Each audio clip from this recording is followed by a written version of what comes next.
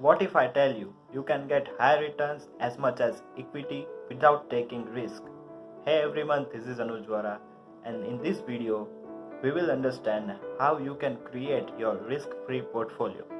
But before starting the video, make sure you subscribe to this channel so whenever I upload a new video like this, you will get notified.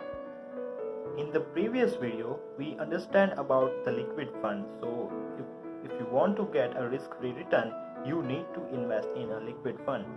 So in this video, we will also understand how you can make your risk-free portfolio by investing in a liquid fund. So invest your money in any liquid fund and invest with a dividend option. So whenever you get a dividend from that XYZ liquid fund, you need to put that money out and you need to invest that particular money in any equity fund.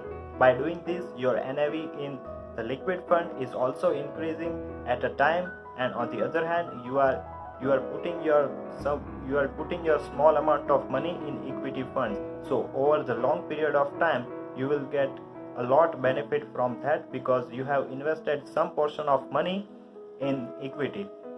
So if we do the same thing for 15 to 20 years, you will make a hell lot of money without taking risk.